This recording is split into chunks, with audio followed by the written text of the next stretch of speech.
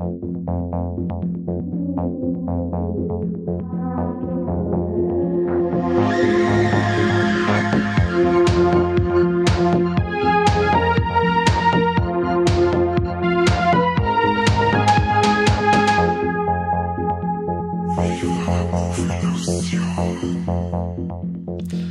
willkommen zu einer neuen Folge unseres beliebtesten Formats, den Warlex. Mein Name ist Corby und ich habe mit dabei zwei unglaublich wunderbare Menschen, mit denen ich endlich mal wieder zusammen einen Podcast machen kann.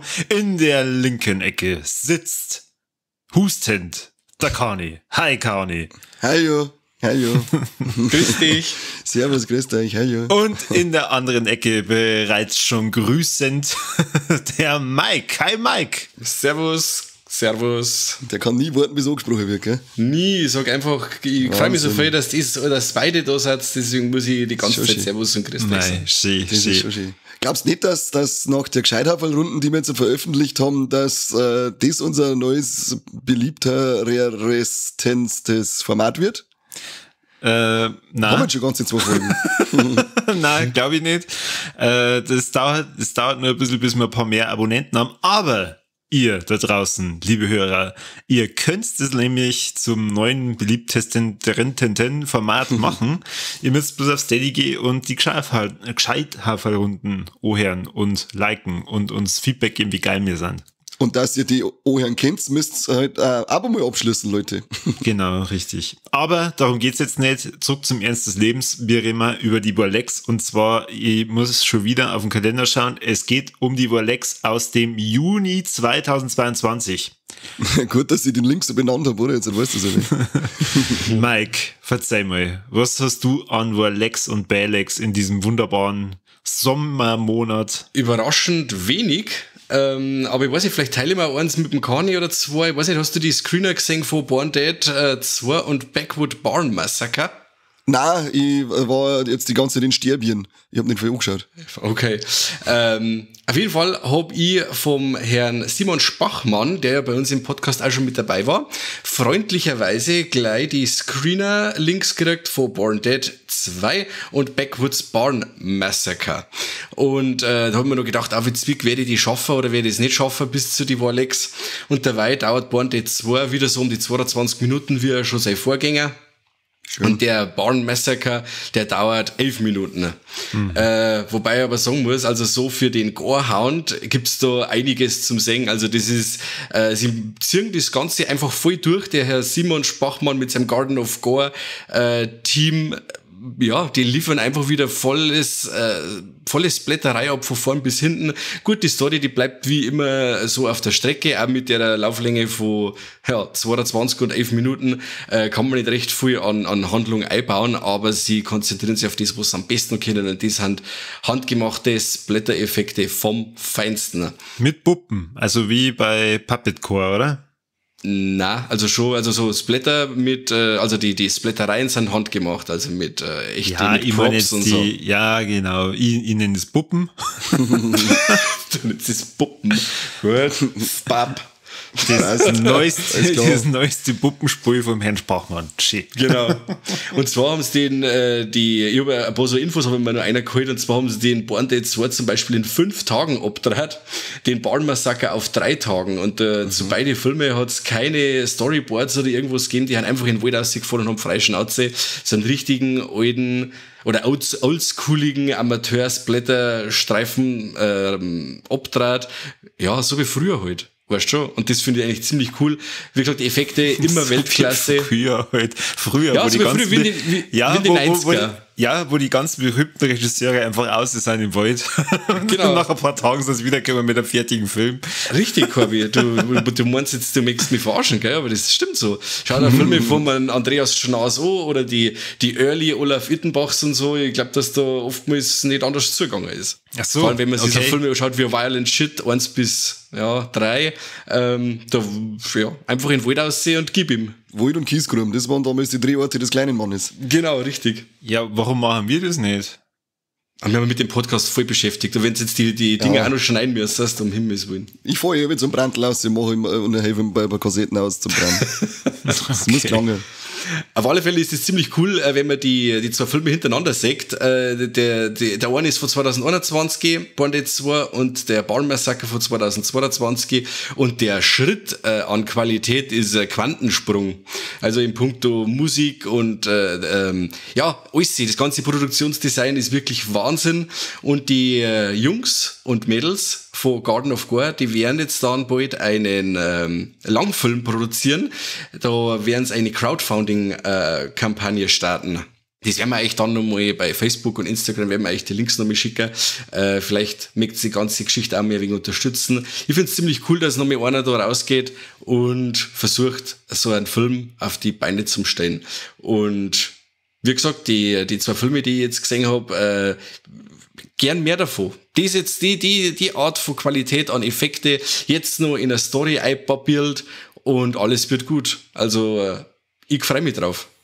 Cool. Ich freue mich drauf. Ich habe jetzt auch noch geschaut, in circa 2 Monaten wird es ein Double Feature quasi geben von den 2 Filmen. Bei Facebook kann man das Ganze kaufen auf der Garden of Gore Seite. Das ist quasi eine DVD mit beide Filme drauf in einer Hardbox verpackelt. Kann ich, das war wieder was für die. Eine schöne Hardbox. Passt, die ersten haben wir in der Hardbox. Genau. Also, wie gesagt, kann ich euch nur empfehlen, war wieder so eine richtig geile Wald- und Wiesensblätterei wie früher.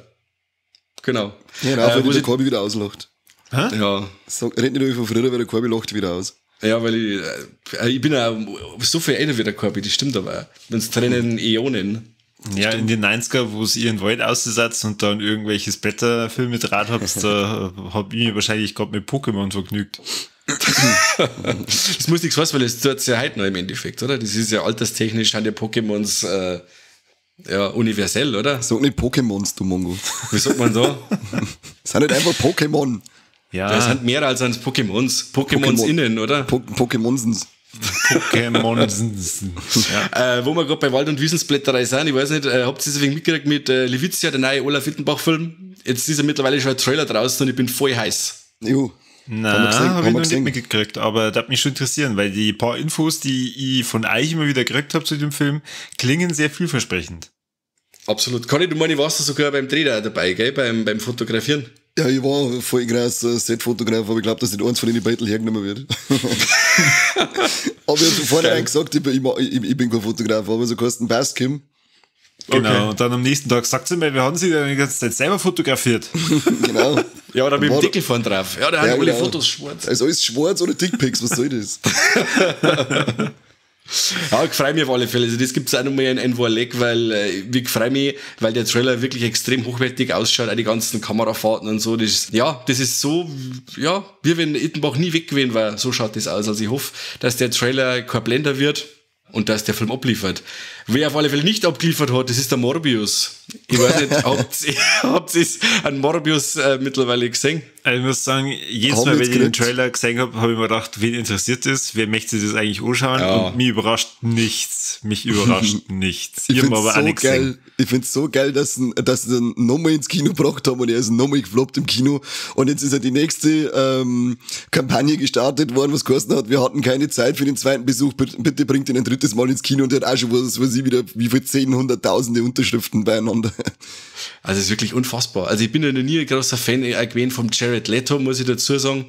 Aber er ist wirklich, du kannst ihm nicht zuschauen. Es ist wirklich, du kriegst Augenkrebs. Mal von den Schauspielern abgesehen. Also das Ganze ist also richtig seelenlose CGI-Scheiße und nicht wirklich gut CGI-Scheiße, sondern es ist einfach ein richtiger Bad. Also das haut der Sony ganz einfach nicht hin. Also wenn ich sag nur Venom 1 und 2, seid's mir nicht best, das war ja auch schon scheiße.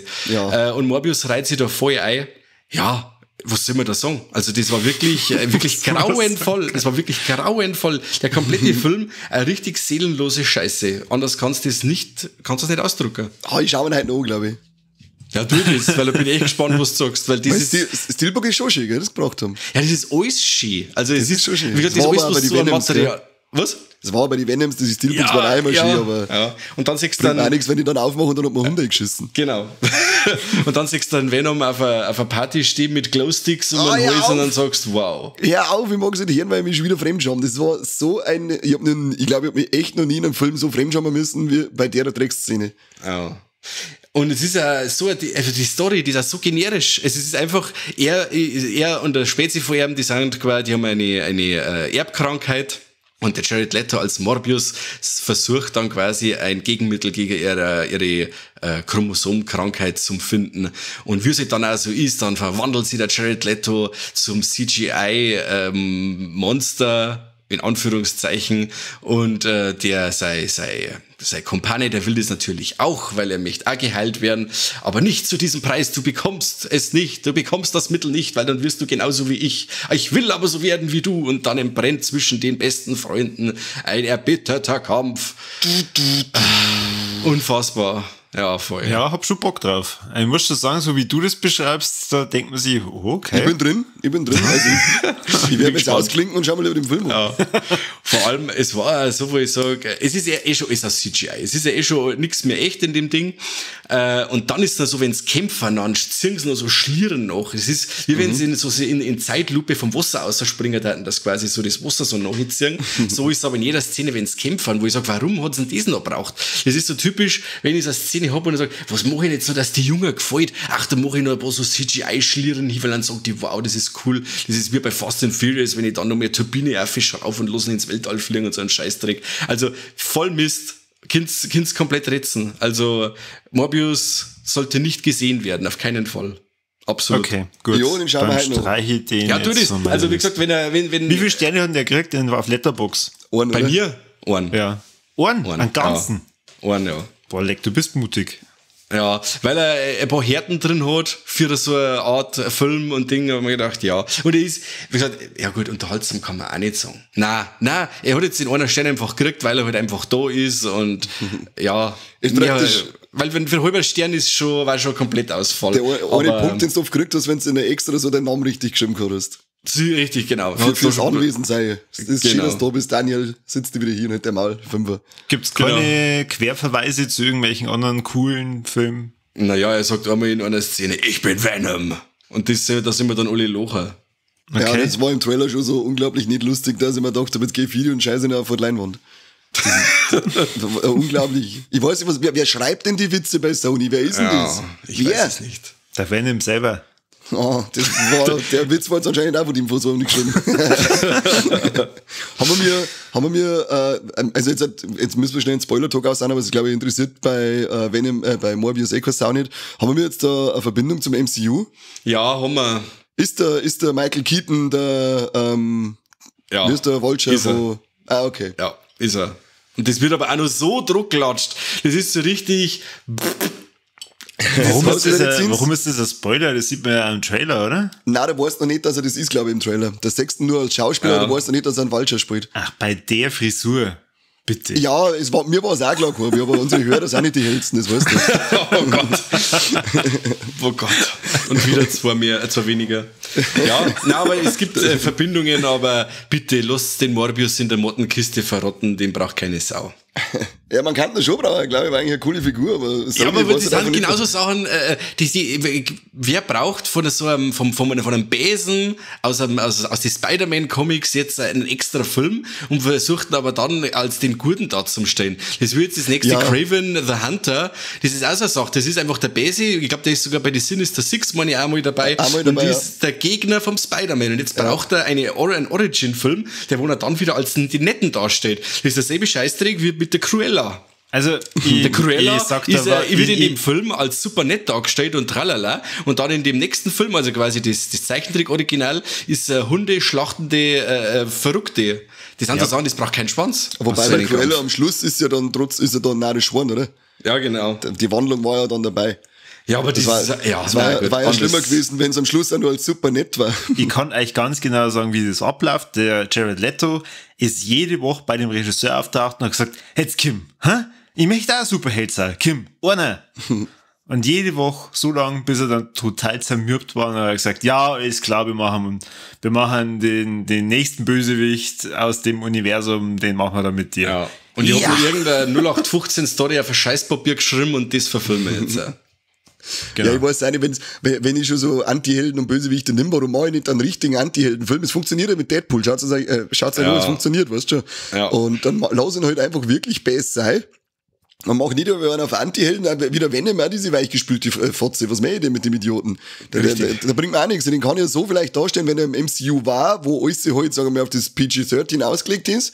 Aber wenn ich dann einen einzelnen Film losgelöst von dem alten habe, ja, dann traue ich mir halt mal ein bisschen was. Ja. Aber ja, bei dem Craven, ich habe auch schon irgendwas gelesen, dass er da ein Beschützer der Natur und der Tiere wird. Ich weiß jetzt nicht, weil ich habe den gerade gegen Spider-Man, wenn er nochmal kämpfen gelesen. Genau. Ob er in seiner Freizeit wirklich großer Tierbeschützer ist, aber er ist ja Jäger, oder? Ich weiß jetzt nicht, ob man da dann Tiere so viel beschützt oder ob man nicht lieber mit dem Quai in den Kopf schießt. Und das dann hört sich eher an, wie wenn er der Captain Planet werden darf oder sowas. Ja, irgendwie so. Aber das bist du mit der Frisur damals gewesen, oder? Ja, voll. Die war am Puls der Zeit. Das stimmt, ja. Nein, ich bin auch gespannt, vor allem, weil es warten, das Spider-Man-Universum hat so viele gute Figuren zu bieten. Und ich schau mir von jedem, da ich mir die Origin-Filme wünschen, wenn es halt nicht von Sony käme, daten. Oh yes. Amen, mehr kann man nicht sagen. Gut, was hast du denn sonst noch? Ich gesehen habe jetzt nichts mehr, wo ich jetzt halt mordsmäßig drauf eingehen möchte, weil es wirklich ein voll Scheißdreck war. Gut, eine Sache noch. Momentan schaue ich ganz gern The Rookie auf Disney Plus. Das ist jetzt reingekommen.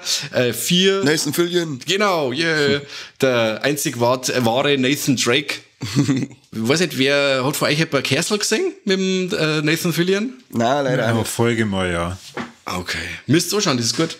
Ja, auf alle Fälle ist bei The Rookie ja so, dass er eigentlich ein Architekt war und jetzt schon im höheren Alter quasi umschult und wird jetzt Rookie bei der Polizei. Rookie bezeichnet quasi einen Polizisten in der Ausbildung und was man da ist quasi erlebt oder auch nicht. Und das Ganze ist quasi öfters mal aus 2 Perspektiven gefilmt, mit der Bodycam auf der Brust und halt dann mit der normalen Kamera. Ich finde die Serie bis jetzt extrem, extrem unterhaltsam. Die Charaktere sind richtig schön geschrieben. Ich freue mich auf jede neue Folge. Jede Folge ist in sich meistens abgeschlossen. Es gibt keinen wirklichen roten Faden, aber so kleine rote Heringe, wo sie dann immer wieder am Schluss ein wenig zusammenfinden, dass man sagt, okay, man bringt jetzt am Schluss ein wenig so ein Finale raus. Momentan haben wir jetzt bei der 3. Staffel, da kennt man jetzt, okay, jetzt kommt die Black Lives Matter, wird jetzt mit eingeflochten in das Ganze. Finde ich legitim, wenn man sagt, man macht da so ein ziemlich, also für meinen Teil als Hinterwäldler kann jetzt ich sagen, dass die Serie eigentlich ziemlich realistisch den Polizeialltag umbringt. Und wie gesagt, da war das für mich nachvollziehbar, dass man das Black Lives Matter Thema da mit reinbringt. Und ich bin extrem unterhalten. Das Ganze ist lustig, ist auch mit dramatisch, hat ziemlich coole Action-Szenen mit drin. Und ja, Nathan Fillion halt, muss ich nicht mehr sagen, oder? Den kann man eigentlich immer schauen. Der geht immer, den Dali. Ja. Also von meiner Seite gibt's eine volle Empfehlung für The Rookie. Also gibt's jetzt 4 Staffeln und ich hab wo's leiten gehört, dass im September die 5. Staffel kommen wird. Und da freue ich mich dann. Sehr schön. Ich bin fertig. Cool. So, dann ist mal wieder die Frage, Kani, hast du einiges, hast du wenig? Lohnt es sich überhaupt, dass du anfängst oder so? Ich glaube, dass ich gerade so als Kommentator aus dem Off langweilig so. Nein, du darfst gern anfangen. Ja, es ist vielleicht gar nicht so schlecht. Also ich steige jetzt mal mit was Normalem ein, was ihr vielleicht schon mal gesehen habt. Und zwar, ich habe jetzt vor kurzem zum allerersten Mal den Pixar-Film Coco gesehen, aus dem Jahr 2017. Habt ihr den auch schon gesehen? Ja, natürlich. Einer der besten. Der ist unglaublich. Der ist wirklich unglaublich gut und ich war sehr positiv überrascht und bin natürlich am Ende mal wieder da gesessen und habe gedacht, na, ich war jetzt nicht. Ja, ist aber wirklich auch sehr emotional. Also er pinselt einen schon so richtig her. Also wer da nicht wohnt, der hat wirklich ein Herz aus Eisen. Oh, also, wem es vielleicht so ging wie mir bisher, dass ich zwar schon gehört habe, ja, der soll gut sein und so, aber möchte jetzt wirklich in dieses mexikanische, oder? In diese mexikanische Welt eintauchen und mir da irgendwas Abgedrehtes anschauen. Ich hab mir ja nicht wirklich was darunter vorstellen können, außer dass der vielleicht irgendwie Gitarre spielt. Aber ich muss schon sagen, echt richtig cool. Also ich möchte gar nicht so stark auf die Handlung eingehen. Es ist jetzt nicht mega komplex, aber ich möchte aber nur sagen, wer bis jetzt den Film noch nicht gesehen hat, schauen da endlich an. Es geht um den Tag der Toten, also diesen Totenfeiertag aus Mexiko, wo es ja darum geht, dass Freunde und Familie sie da treffen und halt um die Verstorbenen trauern oder die feiern das halt. Fand ich richtig schön, richtig geile Ideen und ja, ich war total begeistert. Bis so zur Mitte, wenn man dachte, ja, ob der mir jetzt wirklich nur so packt, das ist ja eh schon klar, wie es ausgeht. Und dann, reißt er die wieder voll rum. Und ja, Musik ist cool, Setting ist cool, die ganze Idee finde ich super. Hab ich einen schönen Sonntagnachmittag mal verbracht. Glaube ich sofort.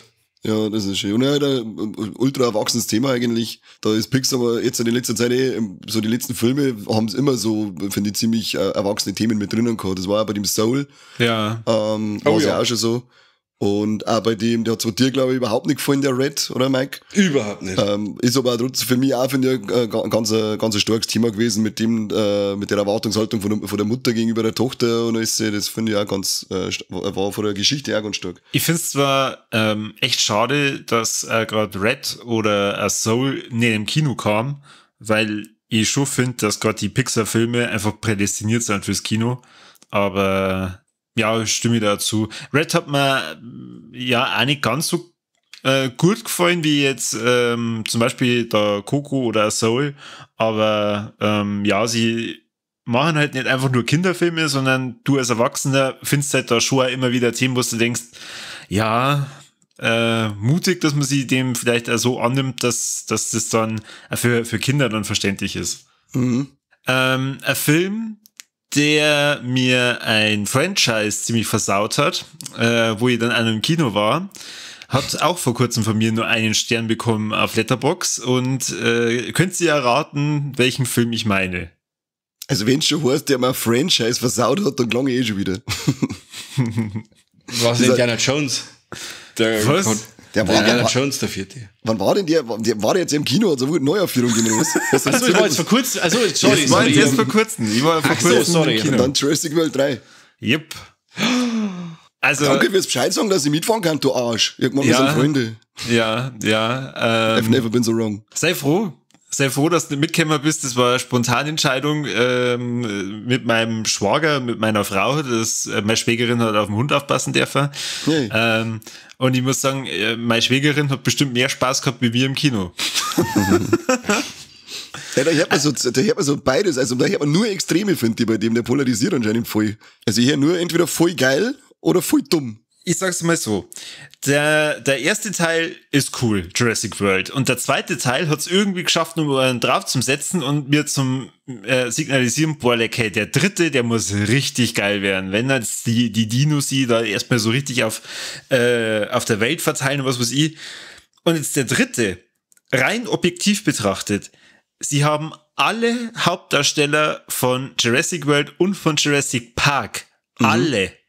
Also, es ist ja eigentlich schon, wenn es einfach wieder die 0815-Handlung ist, so sie sind auf der Insel oder weiß ich nicht, in irgendeinem abgesperrten Areal und dann kennen wir die Dinos und irgendwie etwas, weiß ich nicht, Storyhaftes, ich muss jetzt jemanden finden oder was weiß ich. Na, sie übertreiben einfach maßlos mit allem, dann ist das, was gefährlich ist, nicht einmal ein Dino und also ich hab mich noch nie so für dann diese Charaktere gefreut und geschämt gleichzeitig. Weil ich hab mich voll gefreut, boah, cool, Jeff Goldblum, den sehe ich von Haus aus schon gern, aber wirklich wieder in seiner alten Rolle als Seth Brundle. Was? Na, Entschuldigung. Wird lustig sein. Als Dr. Ian Malcolm und zwar dieses Mal halt nicht so wie im Zwarer, so als ernsthafter Redner in irgendeinem Ausschuss, sondern halt wieder so sei etwas klamaukigere Rolle. Dann ist der Dr. Alan Grant dabei, die Settler und irgendwie, es passt einfach alles überhaupt nicht. Null, gar nicht. Und das ist alles so schade und so blöd. Die haben mir praktisch jetzt echt den ersten und den zweiten Teil dadurch auch nochmal zusätzlich versaut. Dieses Finale, also ich habe dann echt 5 Minuten, nachdem der Film aus war, nur geschwiegen, weil ich erst nur abwarten, was die anderen sagen, weil ich mir dann gedacht habe, wenn jetzt ich anfange, über den Film zu schimpfen, machen die anderen was vielleicht einfach mit und mir das echt interessiert, ob es einer vielleicht da gefallen hat. Ja, und irgendwie keiner wollte was sagen. Dann haben wir irgendwie alle 3 gleichzeitig angefangen, wir waren alle 3 der gleichen Meinung, also größte Zeitverschwendung überhaupt. Krass. Leider. Wir wollen uns aber, dass du die noch jetzt- nicht gesehen hast, Conny. Du bist doch mal bei Jurassic Park und Dinos bist doch du noch mal da erste drin, oder? Normal schon, ich bin zur Zeit ein bisschen unterwegs gewesen und war in anderen Niederlassungen jetzt von der Arbeit aus. Jetzt bin ich nicht dazugekommen. Ich wollte jetzt eigentlich, gestern wollte ich ins Kino gehen, aber dann hat der Corona-Sepp gesagt, du bleibst jetzt erst mal 5 Tage daheim. Ja, dann gehen wir halt nicht, habe ich gesagt. Dein Körper hat gesagt, ich brauche endlich mehr Pause, oder? Nach den Ja, ganzen genau. Eskapaden. Der exzessiver Alkohol, Drogen und Frauenkonsum am Wochenende hat er gesagt, du machst jetzt erstmal Pause, schwitzt dir das ganze AIDS aus und dann ist wieder gut. Typisch. Typisch, ja. Du möchtest einmal fortgehen, weißt einmal in deinem Leben. Aber was mich jetzt noch interessiert, weil jetzt haben wir jemanden da persönlich, herzlich willkommen, Corby, der sagt, ein Film hat ihm das Franchise versaut, kannst du dir jetzt wegen Teil 3 die anderen Filme nicht mehr anschauen, oder wie geht Ja. das nicht mehr? Du findest jetzt die, Also jetzt war er- wenn ich dir jetzt jetzt war er- nicht herschalte, dann sagst du, sie sind schlecht, weil der dritte, weil es ein dritter gibt. Der Zwarer, ich werde jetzt nämlich immer im Hinterkopf behalten, was mit einer bestimmten Person aus dem zweiten Teil passiert und was insgesamt dann aus den ganzen Dinos wird. Und ja, ich schau mir das jetzt nicht mehr an. Mike, wir haben doch mal eine Folge gehabt, wo wir über sie leider so geschimpft haben. Endlich hast du dann da sterben deine Fragen, Mike. Das ist jetzt gerade ein kurzes Wer bist denn du Spin-off? Nein, ja. Ich weiß nicht. Es gibt aber bestimmte Situationen, wo ich das nicht nachvollziehen kann, aber wenn du dann sagst, okay, hey, ich liebe die und die Trilogie, aber den und den nicht. Weißt du, lieber ist mir auch, wenn ich jetzt sagen kann, okay, Jurassic World hätte alle 3 geil. Oder die letzten 3 Star Wars Filme hätten alle geil, außer der 8. Aber Los, ja, es ist schon bitter. Also ich kann mir schon vorstellen, vor allem wenn man mit dem Jurassic World oder Park Franchise so Jetzt redst du so einmal nicht so verliebt schön, ist. gerade weil der Corby jetzt betroffen ist, du Fotze, weil du nämlich mit Nein, mir in der überhaupt anderen nicht. Folge ja so geschimpft hast über solche Leute, dass es nicht mehr feierlich war. Also red's jetzt ja nicht so schön, gell? Ich hau nicht Eier. Mir ist es egal, ob ihr das blöd findet oder nicht, aber ich muss echt sagen, mir war es tatsächlich lieber, sie hätten den dritten Teil einfach gelassen. Also, sie hätten einfach nichts gemacht. Dann hätte es für mich ein okayes Ende dann gehabt. So, ich hab mich zwar dann schon gefragt, warum machen sie keinen dritten Teil, aber wenn ich dann das Skript gelesen hätte, hätte ich mir wahrscheinlich gedacht, ach so, okay. Ja, weil das Ding war ja schon wieder so erfolgreich, da kommt, wie geht's doch weiter, oder? Das war jetzt nicht das Ende der Fahnenstange, oder? Also das Ende von der Konstellation soll es sein, aber nicht das Ende von die Dinos, weil also momentan, glaube ich, schon wieder Nummer 1 Film jetzt weltweit gerade. Also Ja. geht wieder sauber Der ab. kämpft wahrscheinlich mit dem Top Gun, oder? Ich weiß nicht, ob die schon auf Augenhöhe kämpfen, weil der Top Gun ja schon länger läuft und der schon über 1 Milliarde ist. Wahnsinn. Und Na, Jurassic World hat noch keine Milliarde. wird aber wahrscheinlich dann auch in die Richtung gehen, weil ich glaube, die ersten 2 haben beide 1,5 Milliarden oder so eingespielt. Der erste war ja dann eine Zeit lang sogar dritter erfolgreichster Film. oder so, jetzt meine ich. stimmt.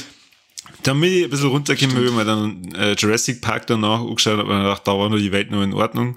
Aber Jurassic World, also Jurassic World, den ersten, ja, den kann ich mir wahrscheinlich schon noch anschauen, aber dann das ab dem zweiten, was dann da ist passiert, ach, Ich finde so das zweiten schade. aber auch cool, muss ich schon Der- sagen. Der war ich einfach mal fand den wieder auch cool. komplett anders wie die anderen. Ja, na.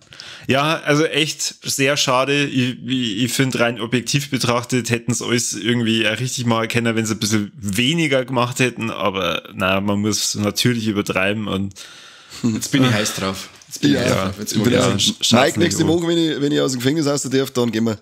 Unbedingt. Ja. Kani, du Kani. hast doch hundertprozentig Obi-Wan Kenobi bei dir in die Rolex drin, oder? Ja, habe ich mitgenommen. Habe ich mitgenommen. Und was sagt er? Ja, mir hat's gut gefallen. Mir hat das ganz gut gefallen. Also, das sind halt, da bin ich ja sowieso Fanboy sondergleichen und ich genieße alles, was wir an Star Wars servieren. Aber der Hugh McGregor als Obi-Wan Kenobi ist für mich eine der coolsten Figuren, die es gibt. Und ja, schön zum Anschauen, also schön, dass man wieder sieht auf der Leinwand, zusammen mit dem, wie heißt der, ich verwechsel seinen Namen, Hayden Christensen, so heißt der. Ja. Schön, dass man die zwei wieder miteinander sieht, hat mir gefallen. Aber die Serie kann ja eigentlich auch weiter heißen, oder? Wo ich so für die Battle her gesehen habe. Nein, nicht? gar nicht. Nein. Oh, schade. Ich habe überlegt, der kam ganz viel vor. Also er kommt schon viel vor und also die Serie liefert dir die besten Vader-Momente, die wir bis dato auf Leinwand gesehen haben. Cool. Oder am Fernsehen. Aber es ist nicht so, dass der Vader überhand nimmt und da das Hauptpräsent wäre. Dann täuscht mich das, weil das, also was man da so sagt an Battle und so, das schaut schon ist sehr, sehr geil aus. Und ich finde es fast von die Memes her vom Ding her fast sehr dominant. Aber ich bin ja ganz heiß auf Obi-Wan, ich sag's wie es ist, aber ich müsste erst einmal einen Boba Fett da schauen. Und ja, die ganz unabhängig schauen, weil die hängen jetzt nicht die hängen nicht zusammen. Also, den musst du eigentlich nur anschauen, wenn es da bei Mandalorian wieder weitergeht. Also dann musst du davor eigentlich Boba Fett noch gesehen haben. Alles klar. Genau, aber Obi-Wan, den kannst du einzwicken. Ja, richtig. Das zwicke durch den einmal. Da die einzwicken, weil so geile Vader-Action, wie gesagt. Sehr schön. Ich muss sagen, mir hat's auch gefallen, weil aber die Serie so geendet hat, dass nur eine Szene mit dazu gekommen ist, wo ich mir gedacht habe, okay, jetzt passt's, jetzt ist der Haken dran, weil wenn eine bestimmte Figur da jetzt noch gefällt hätte, dann hätte ich mir gedacht, kommt's. Der hätte doch bestimmt mitgemacht. Du weißt, wie ich meine, oder? Ich weiß, was du meinst, und ich hab so ein Rohr geschoben, Alter. Auf das warte ich wirklich schon so lang, und dann wird's schon mal ein bisschen so anteasert, immer so, ja, und dann bleibt die Kamera so lang stehen, dass du denkst, da kommt's jetzt vielleicht, weißt du schon, und er merkt es und dann so, nein, dann natürlich nicht, gell. So, und die, wenn's mir nicht gibt's, dann beiß im Fernseher. Was ich ein bisschen finde, was sie gezogen hat, war der Anfang. Also, gerade so die erste Folge, weil, ja, da fand ich es halt etwas befremdlich, dass man sich halt da erstmal wieder mit ihm in diesem kaputten Charakter wiederfindet. Weißt du, was ich meine? Ja, weil er halt ein total gebrochener Mann ist, und das ist erst einmal, wenn's weißt, wie er agil umeinander hupft im letzten Film, und dann ist er da jetzt so der gebrochene Minenarbeiter oder wo er immer umeinander wirkt. Genau. Das ist schon erst einmal, dass du sagst, was ist mit dir los? Aber auf jeden Fall richtig geil. Den kann man praktisch zwischen Episode 3 und 4 top anschauen. Also am besten wirklich 3 fertig gucken und dann gleich mit Obi-Wan anfangen. Da komme ich zu meinem einzigen Kritikpunkt. Ich hätte die Serie gern etwas früher gehabt. Also schon ein paar Jährchen vorher, weißt du? Aber da gab's Disney Plus noch nicht. Die haben wir gar nicht auskennen. Leider. Also so grundsätzlich voll die coole Idee, aber ich glaube, wenn das damals tatsächlich irgendwo nur vor der neuen Star Wars Trilogie dann mal gekommen war, hätte man da wahrscheinlich voll drauf aufsetzen können. Ja, aber cool gewesen, hätte ich auch früher. Aber die wo jetzt quasi anfangen, oder ja, die wo jetzt einkommen in das Thema, für die ist natürlich jetzt der heilige Gral, weil die können sich die ganze Kacke jetzt halt chronologisch in der richtigen Reihenfolge zum ersten Mal einbauen. Das ist ja Weltklasse. Du kannst dir jetzt halt wirklich alles an Filme, Serien, Animationsserien da durchballern auf einen Sitz. Das ist unglaublich, in was für Welt das wir leben. Krass, ja. Disney Plus liefert ja sogar den Luxus dann teilweise, dass die tatsächlich mal die wichtigen Handlungsfolgen aus den Klonkriegen dann anordnen. Und zwar nicht so, dass du dir in die ersten 2 Staffeln denkst, ja, ich kenne mich immer noch nicht aus. Was ist jetzt da los? Der ist doch schon am Tag, oder bist du wieder da? Ja. Also machen die das? Ist das möglich, oder wie? Die haben, also ich glaube, es ist aber nicht angeordnet. Die Serie selber, das musst du immer noch zusammensuchen, wann du welche Folgen anschaust bei Clown Wars. Achso, okay. Das ist irgendwann das erst ab 3. oder 4. Staffel. Genau, da geht's dann los, dass sie einen richtigen roten Faden haben und chronologisch erzählen, aber die ersten 2,5 Staffeln, glaube ich, sind das oder so, da springen die mit den Geschichten, und dann hast du das ist eigentlich schon mit Sterben gesehen, und dann später Folge ist der wieder da, denkst du, hab ich irgendwann wieder geschlafen, was soll die Scheiße? Ja. Okay. Ja. Aber jedenfalls Obi-Wan Kenobi, kann man sich anschauen, haben's gut gemacht, haben's nett gemacht. Aber ich glaube, es wird keine 2. Staffel geben, oder? Ja, die haben ja, glaube ich, also was ich jetzt mitgekriegt habe, das ist ja die erste Folge, ist der erfolgreichste Serienstart einer Serie auf Disney Plus überhaupt. Und dann haben sie, glaube ich, das Ende jetzt noch mal kurz ein bisschen umgearbeitet, dass man mit einer 2. Staffel weitermachen kann. Und jetzt hast du schon wieder das sagen, sie machen eine 2. Staffel, wenn die Fans es wirklich wollen. Und ich muss sagen, ja, hallo, ich habt doch gerade gesagt, der erfolgreichste Serienstart überhaupt. Was soll man denn noch mehr sagen, als dass wir es wollen? Der Hugh McGregor und der Christensen selber sagen, sie haben mega Bock drauf, dass sie weitermachen damit. Und ich glaube, die Deborah Chow, oder heißt die das Ganze zum Verantworten hat, die hat auch, also sie haben alle Bock drauf, und ich bin mir ziemlich sicher, dass da weitergeht. Ja. Okay. Und ja, wie cool. schon gesagt, das Ende ist ja jetzt nicht extra so ausgelegt gewesen, dass man weitermachen kann. Ja, auch die Charaktere, die sie da mit einführen und auch die Kinddarsteller, das hat ja alles Potenzial, dass man jetzt gleich weitermacht und nicht erst wieder in 17 Jahren. Die Kleine, die Lea spielt, die ist ja auch Weltklasse. Die ist super, ja. Die ist so die ist ein richtiges Highlight und die überflügelt fast jeden Schauspieler in ihre Szene, weil die echt so cool ist. Die Kleine, das ist brutal, wie man die Spaß gemacht hat. Boah, da muss ich jetzt echt mal nur Kritik äußern an Twitter. Also diese Hass-Tweets, die ich da teilweise gelesen habe über die Obi-Wan-Serie, da ging es am meisten, ja, und kennen Sie nicht mehr 10-Jährige Fanger und wie blöd ist der eigentlich? Das soll ja dieser. Ja, das ist einfach das, aber du musst ja einmal dran denken, es ist das Star Wars Fandom und das ist, glaube ich, eins der dümmsten Fandoms, die auf Gottes Erden wandeln. Das ist unglaublicher Kumpel, der Jürgen, mit dem wir ja die Master of the Universe Folge aufgenommen haben, mit dem habe ich auch drüber geredet, er hat mich dann verbessert, gesagt, nein, Kanye hat gesagt, das dümmste Fandom ist das von Masters of the Universe. Das heißt, da bin ich nicht so tief drinnen, die kriegst du immer bei dem Star Wars Ding mit und da kommt die erste Folge und dann wird sie drüber beschwert, weil da Obi-Wan jetzt halt nicht in der gleichen Hütte wohnt, wie er in Episode 4 dann gewohnt hat. Weil er da jetzt in der Höhle ist und nicht in der Hütte, weil er sagt, ja, da ist doch erstens mal noch viel Zeit. Vielleicht kriegen wir irgendwann in der Folge, in der 3. Staffel Kenobi, sehen wir dann wieder umzirkt, eine ganze Folge lang. Erst geht er nur mit einem Makler auf Häusersuche, genau, dann wieder umzirkt, genau, richtig. Genau. Und dann holt es ein paar Javas, die einem beim Umziehen helfen. So läuft es. Und dann wird sie, und mittendrin wird sie dann schon immer beschwert wegen irgendwelche Sachen von der Kontinuität hier und vom Kanon her und am Ende ist alles aufgelöst worden. Da glaube ich, ist nichts mehr offen, deswegen sagst du, das ist nicht stimmig, sondern es ist alles sehr cool stimmig aufgelöst worden. Ja. Ich find's furchtbar. Oder auch dann auch schon wieder diese ganze die ganzen Hasskommentare gegen die Schauspielerin von der Reva. Wie heißt die gute Dame? Weißt du das gerade auswendig? Na, keine Ahnung. Warum nicht? Warum kann ich die nie was fragen? Ich bin eigentlich schon in die Startlöcher für mein nächstes Vorleck. Moses Ingram. Die war das. Genau, Gesundheit. Was da leid wird, ich weiß gar nicht, was sie da hat, die gute Frau, die spielt eine unglaublich coole Figur, die spielt das auch super. Und dann wird die da schon wieder mit Hass und Rassismus überhäuft, dass ich echt sage, warum kommt da nicht irgendwie mal so Euro 66 gegen die ganzen Arschlöcher. Aber mach du mit deinem Ding, werde ich mal danach. Ja, ich wollte eigentlich perfekte Vorlage benutzen. Und zwar, wir reden ja gerade über Star Wars. Deswegen rede ich nur mehr über Star Wars. Ich habe die Skywalker-Saga, das neue Lego-Spiel von Star Wars angefangen.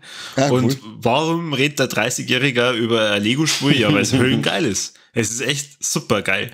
Die haben jetzt Lego Star Wars gibt's ja schon länger und die erste Trilogie ist vor etlichen Jahren schon mal veröffentlicht worden. Dann gab's ja irgendwann Episode 1 bis 3 und ich glaube Episode 7 gab's dann einmal ein Spiel. Und jetzt haben sie praktisch das alles in ein Spiel gepackt, völlig überarbeitet. Man kann jetzt frei rumlaufen. Also mir kommt's tatsächlich ein bisschen vor wie so ein Open World. Also behaupte jetzt mal, weil es echt cool ist, du kannst zwischen die Episoden hin und her springen, eigentlich ja jederzeit und kannst dann auch diese Galaxie nach und nach dadurch freispielen und kannst halt dann auch auf diese Planeten reisen und halt dann da noch Nebenquests machen, irgendwelche Sachen sammeln und es ist so mit Liebe und mit Detail getreu da nachgebaut worden, also es ist super und ich muss auch echt sagen, durch das Spiel habe ich jetzt noch mal so ein Stückchen mehr die ersten 3 Episoden lieben gelernt. Die sind ja nicht so schlimm wie alle dann. Kann man sie mittlerweile schon anschauen, die sind wie ein Wein. Bei dem Spiel packen sie halt da noch viel Außenstory mit drumrum und da kannst du halt nur so viele Sachen entdecken und das macht so viel Spaß.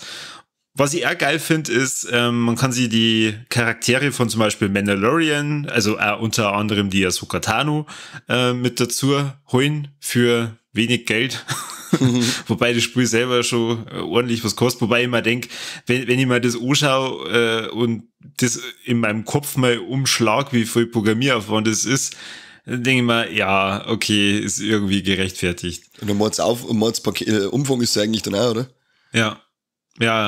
Das auf jeden Fall. Kann man schon mit 90 Euro löhnen. Ja, okay, ich glaube gerade so viel das nicht kostet, aber ist auf jeden Fall empfehlenswert. Und, wo wir gerade bei Spiele sind, das ist mein letztes Warleck für heute. Naughty Dog hat's wieder getan. Sie bringen im September The Last of Us Part 1, also praktisch das Remake vom ersten Teil raus. Und allein den Trailer habe ich gesehen und es stellt sich für mich gar nicht die Frage, möchte ich es mir jetzt wirklich nochmal kaufen, sondern ja, wird gemacht, Punkt. Keine Widerrede. Keine Widerrede, schaut mega geil aus, ich freue mich tierisch drauf. Sie haben das alles an die Grafik vom Part 2 angepasst. Es schaut mega cool aus, es wird anscheinend auch komplett überarbeitet für PS5. Der Corby weiß schon, was er im September tut. Das ist ja direkt ein richtiges Remake, oder? Also Grafik und alles auf Next Gen passt, oder? Ja, genau, richtig. Das ist schon geil. Schon geil. Schon geil. Schon Ja, geil, und wo jetzt ich da so ein paar schon geile Warlecks und Bearlecks gehabt habe, jetzt interessiert mich natürlich neben Obi-Wan Kani. Was ist in deiner verrückten Welt sonst noch so passiert, wenn du nicht ins Kino gekommen bist? Ja, Frechheit eigentlich, gell. Das ist eine Frechheit. Ja, Corby hat immer schon eins vorweggenommen, das haben wir uns geteilt. Kenobi ist natürlich für mich auch wieder ein Highlight, aber davon kann man ausgehen, wenn es ein Warleck gibt und in der Zeit ist eine Star Wars Serie rausgekommen, dann ist es ein Warleck für mich. Also im August freut sich drauf, weil dann wird das nächste Warleck Andor sein. Und ja. Was, im August kommt das schon? Ende August müsste die kommen, ja. Was ist das? Die Geschichte von dem, wie heißt der, aus Rogue One, der Agent. Ah, okay. Der vom Diego Luna gespielt wird, der Andor sowieso, der kriegt seine eigene Serie. Da wird dann, glaube ich, es könnte ein bisschen so ein Agenten-Ding im Star Wars-Universum werden, da bin ich schon gespannt drauf, weil das mal wieder ganz ein frischer Wind dann wäre. Okay. Trailer schaut cool aus. Ist ja glaube ich, die erste Serie, die dann nicht in diesem Verfahren, ich weiß jetzt nicht, wie man das nennt, mit dem sie Mandalorian zum Beispiel gefilmt haben, aufnehmend. Also die schaut dann anscheinend auch ein bisschen anders aus. Aber da hätte es dann im August oder dann im September drüber, ich glaube, die läuft im September. Ja, und Kenobi eben, also das Finale, ja, da waren Achterbahn der Gefühle. Da war ein bisschen ein Tränchen dabei, da war ein bisschen ein Lättchen dabei, also wenn keine zweite Staffel kommt, dann werden voll Tränchen dabei sein, weil sie dann nämlich ausflippen. Und wo er direkt natürlich diese ganzen Wichser, was ich vorher schon gesagt habe, die da schon wieder nur mit Hass und Rassismus rumwerfen, weiß nicht, hört euch einfach ein Maul. Ich kann euch ganzen Idioten einfach nicht mehr hören, aber ich würde es nicht leid, dass euch jetzt so wieder Omaul spasten. Hoffentlich fahre ich gegenüber dem Fuß. Mein Zweitleck im Filmuniversum ist die 3. Staffel The Boys.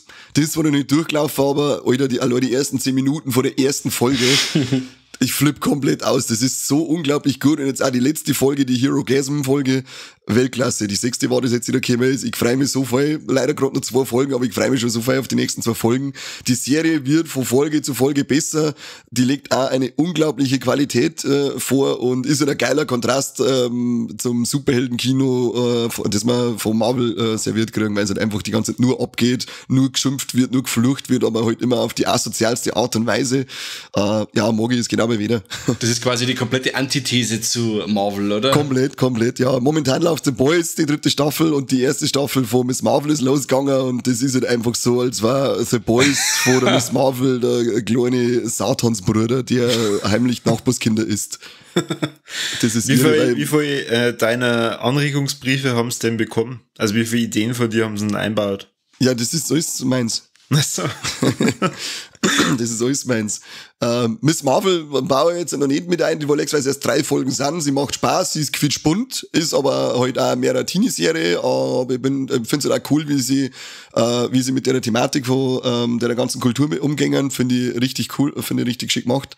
Aber da ich dann eher die nächsten mit einbauen, wenn es durchgelaufen ist, weil wir jetzt, glaube ich, jetzt bei der Hälfte sind, das sind, glaube ich, auch gerade wieder 6 Folgen wie immer. Aber wo ich mich wieder mal aufregen hab müssen, ein bisschen viel, waren wir ja letzte Woche auf 2 Konzerte, beim Abschiedskonzert von Trailer Park in Stuttgart, und dann haben wir uns noch diesen auch so geschaut am Samstag. Geile Konzerte, geile Festel, geile Party, aber dann fährst du auf Stuttgart um, ich muss natürlich immer wieder mal aufs Klo, weil es dann Haufen Halbe saufst.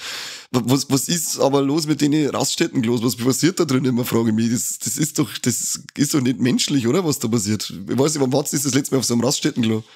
Raststätten. Ich glaube, das war mit dir, wo wir vom Weekend auf Horrors oder Hellheim gefahren sind oder so. Du meinst diese komplett verkrummten Toiletten, oder was? Ja, genau. Voll geil.